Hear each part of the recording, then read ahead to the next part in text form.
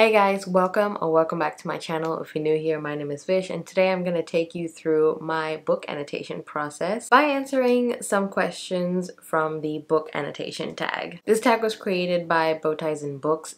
Definitely check them out, and they broke down the questions really well that I thought, hey, this would be a good structure to tell you all about my annotation process. So here we are using this tag. So let's just go ahead and start with question number 1. Do you mark your annotations with page flags? And the answer is yes. I actually stockpile some page flags, which I will show you, in this little pencil box thing that I actually got from Illumicrate a year ago, I think. So I have them all in here. Ooh, shiny. Here are the flags. I get these from Daiso, which is a Japanese shop here in Australia, and I absolutely love these flags because they actually have a ruler at the bottom, which I really like, and I really like how they have arrows, so I really like it. I also want to quickly just mention that I keep my annotation supplies in this little pencil case, which I also got from Illumicrate. I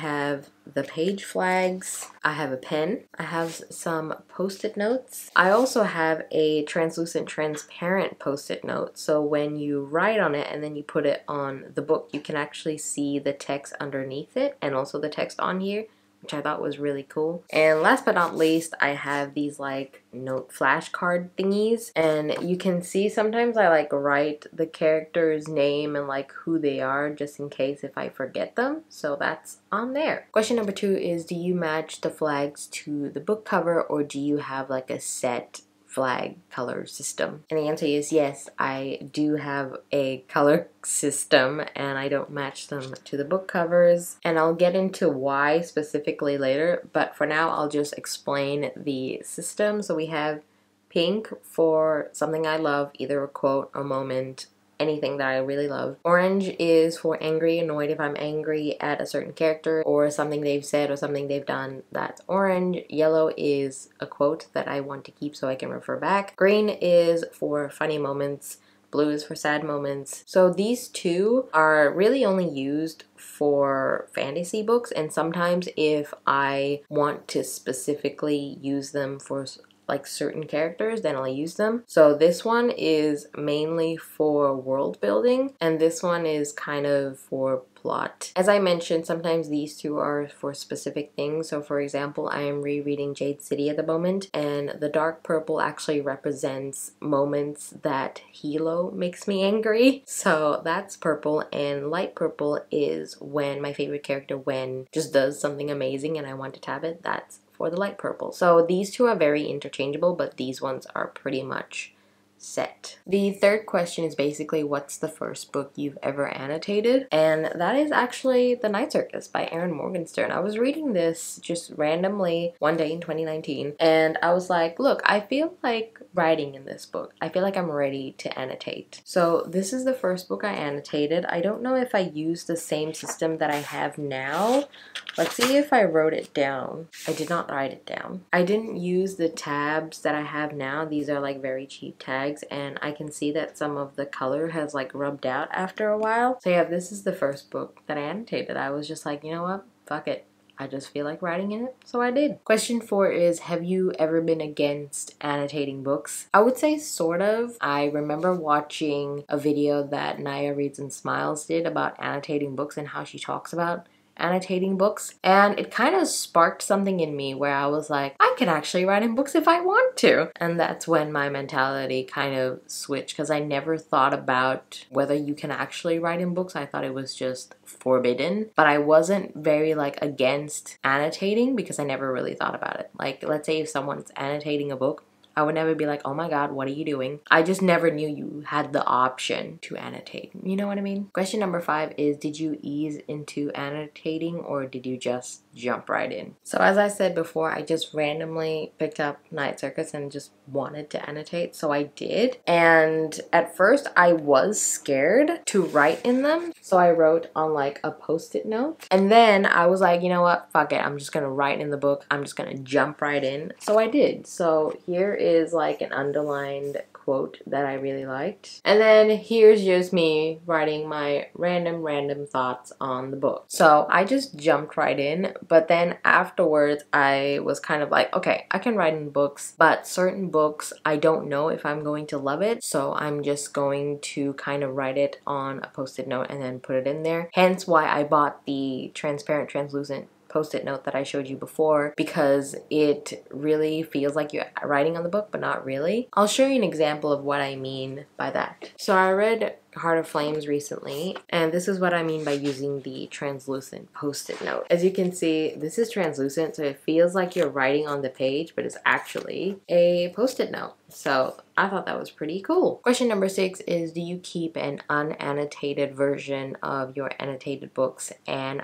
the answer is no. However, if it is my favorite book, sometimes I have 2 editions of them. So for, let's say, for the David Bud trilogy, I have the first editions of the hardbacks for 2 of them. One of them is the paperback first edition. So I didn't annotate any of them, but I can't get special editions for them, so I don't annotate those copies. However, for my Greenbone Saga, I have the paperbacks for both Jade City and Jade War, and eventually Jade Legacy, and I am definitely annotating those copies, and I'm going to get a special edition Illumicrate versions of them, which I won't annotate. So it just depends, but generally I don't keep an unannotated version of my books. Question number 7, has anyone ever annotated a book for you? And the answer is no, but I really want someone to do so. I don't have any of my book friends live near me. They're all in the UK or the US. However, if any of you want to annotate a book for me and then send it to me,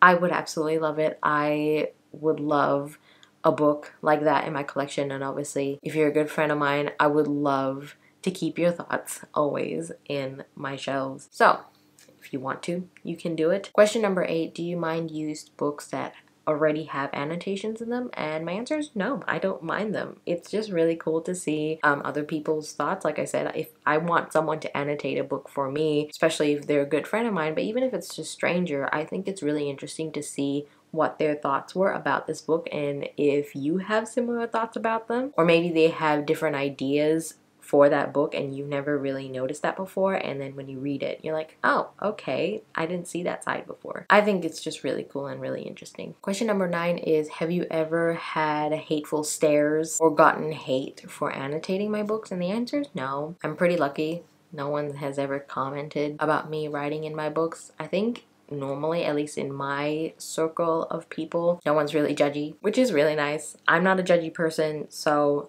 I appreciate other people that are around me don't judge me as well. I mean, why would you judge someone else's actions when there's nothing to do with you? Whatever, it's just me. And number 10 is, what do you annotate your books with? I already showed you a tour of my annotation pencil case, so it's just basically page flags and a black pen. This is my favorite black pen. It is a Uniball Jetstream 0.7. Normally people like 0.4, 0.5, which is cool, but I don't write like this. I write slanted, so 0.7 or like 0.5 is generally a good area for me for like a Uniball pen. But if it's a gel pen, it has to be a smaller number because more ink comes out with gel pens, so because I write slantedly, more ink comes out, so I need a smaller number. Fun facts! I don't know why I had to explain all that, but I love stationery, so. But yeah, generally it's just page flags and a pen. I don't use any colored pens. Question number 11 is, have you ever regretted annotating a book? And I think I have once, but after that I just kind of got over it. I mean, it is what it is. You've done it.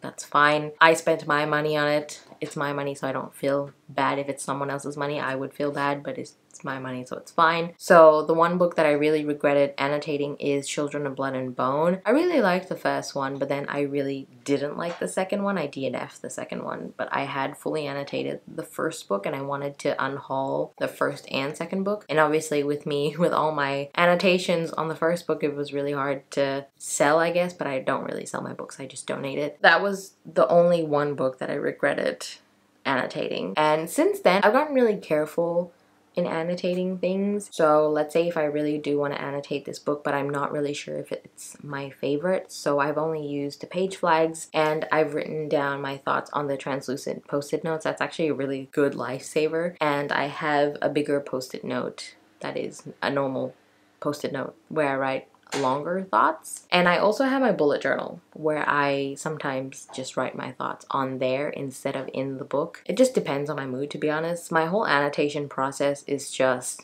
what my mood is like that day. Number 12, which is kind of like the meatier question, which is why do you annotate? So number 1 is that annotating really helps organize my thoughts because I have a system with the page flags, and let's say if I want to go back and revisit some funny moments, sad moments, quotes, I'm able to. And 2, I just like revisiting those memories that I had when I am reading the books for the first time. For example, I really wrote down my thoughts for the Greenbone saga in one of my bullet journals, and I wrote 3 pages worth of notes, and I love reading them because they're like raw emotions when I first read the book. So I really love doing that, just revisiting those memories of when I first read the book. And 3, just like really basic, I love the look of the page flags on the books. It's just really, I guess, aesthetically pleasing to me. It's like very organized and I love organization, so it's like really pleasing to me